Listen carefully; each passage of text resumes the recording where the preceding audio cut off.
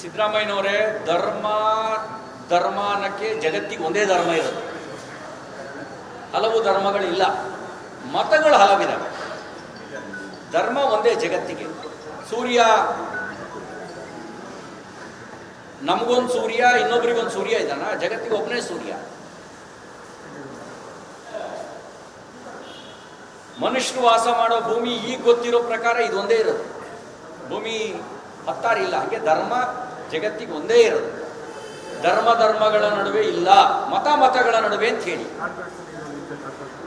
ಆ ಮತ ಅಂದರೆ ಅವ್ರದ್ದು ನಂಬಿಕೆಗಳು ಬೇರೆ ಇರ್ತವೆ, ಇನ್ನೊಬ್ಬರ ನಂಬಿಕೆ ಬೇರೆ ಇರ್ತದೆ, ಅದು ಮತ.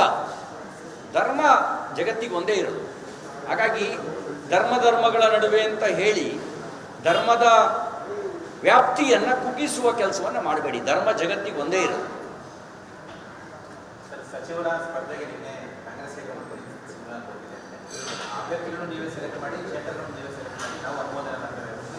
ಸಚಿವರು ಸ್ಪರ್ಧೆ ಮಾಡಬೇಕು, ಗೆಲ್ಲಬೇಕು ಬಿಜೆಪಿ. ನನಗೆ ಗೊತ್ತಿರೋ ಪ್ರಕಾರ ಬಹಳ ಜನ ಸಚಿವರು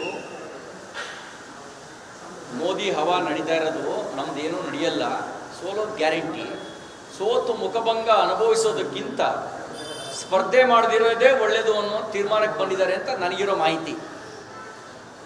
ಹಂಗೇನಾದ್ರು ಮೇಲ್ಪಂಕ್ತಿ ಹಾಕಬೇಕು ಅಂತಂದರೆ ಮಾನ್ಯ ಮುಖ್ಯಮಂತ್ರಿಗಳು ಒಂದು ಕ್ಷೇತ್ರ, ಉಪಮುಖ್ಯಮಂತ್ರಿಗಳು ಇನ್ನೊಂದು ಕ್ಷೇತ್ರ, ಹಿಂಗೆ ಹಾಕಿದ್ರೆ ಉಳಿದವರೆಲ್ಲ ಸ್ಪರ್ಧೆ ಮಾಡ್ತಾರೆ. ನೋಡೋಣ, ಮುಖ್ಯಮಂತ್ರಿಗಳು ಉಪಮುಖ್ಯಮಂತ್ರಿಗಳೇ ಮೇಲ್ಪಂಕ್ತಿ ಹಾಕ್ಬೋದು ಸ್ಪರ್ಧೆ ಮಾಡೋದ್ರ ಮೂಲಕ. ಬಿಜೆಪಿಯಲ್ಲಿ ಈಗ ಮೂವರು ಕೇಂದ್ರ ಸಚಿವರು ಕೂಡ ವಿರೋಧ ಇರ್ತಾರೆ.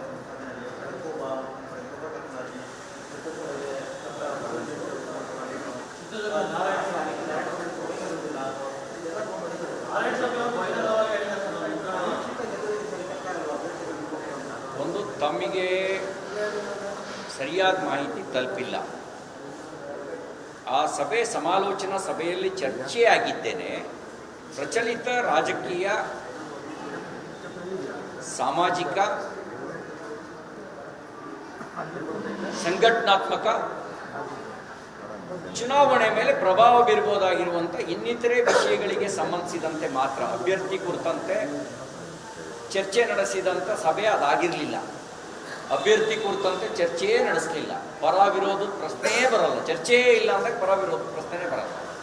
ಹಾಗಾಗಿ ಚರ್ಚೆ ನಡೆದಿದ್ದು ಸಂಘಟನಾತ್ಮಕವಾಗಿ, ಚುನಾವಣೆ ಗೆಲುವಿಗೆ ತಮ್ಮ ಸಲಹೆ ಏನು, ರಾಜಕೀಯವಾಗಿ ಏನು, ಸಾಮಾಜಿಕವಾಗಿ ಏನು, ಇಂಥ ವಿಷಯಗಳು ಚರ್ಚೆ ಆಗಬೇಕು. ಬಿಟ್ಟರೆ ಇದು ಯಾವುದೇ ರೀತಿಯಲ್ಲಿ ವ್ಯಕ್ತಿಗತವಾಗಿ ಯಾರೆಲ್ಲಿ ಕ್ಯಾಂಡಿಡೇಟ್ ಆಗಬೇಕು, ಯಾರ ಪರ ಅಭಿಪ್ರಾಯ ಇದೆ ಇತ್ಯಾದಿ ಯಾವುದೇ ಚರ್ಚೆ ಇರಲಿಲ್ಲ. ಆ ಚರ್ಚೆಯ ಸಭೆನೂ ಆಗಿರಲಿಲ್ಲ.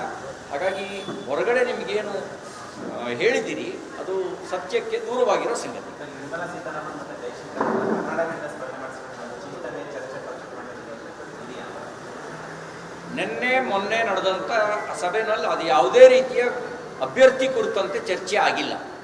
ಒಂದೇ ಒಂದು ಗುರಿ ಇಟ್ಕೊಂಡಿದ್ದೀವಿ, ಚುನಾವಣೆ ಗೆಲುವು, 28ಕ್ಕೆ 28 ಸ್ಥಾನವನ್ನು ಗೆಲ್ಲೋದು ಹೇಗೆ, ಆ ಗೆಲ್ಲೋದಕ್ಕಿರುವಂಥ ರಚನಾತ್ಮಕ ಸಲಹೆಗಳು, ಸಂಘಟನಾತ್ಮಕವಾಗಿ ಕೈಗೊಳ್ಳಬೇಕಾಗಿರ್ತಕ್ಕಂಥ ಕಾರ್ಯಗಳು, ರಾಜಕೀಯವಾಗಿ ನಾವು ಯಾವ ವಿಷಯವನ್ನು ಎದುರಿಸಬೇಕಾಗುತ್ತೆ, ಸಾಮಾಜಿಕವಾಗಿ ಏನು, ಇಂಥ ವಿಷಯಗಳು ಚರ್ಚೆ ಆಗಿದೆ ಹೊರತು ಯಾವುದೇ ಚರ್ಚೆ ಅಲ್ಲಿ ನಡೆದಿಲ್ಲ.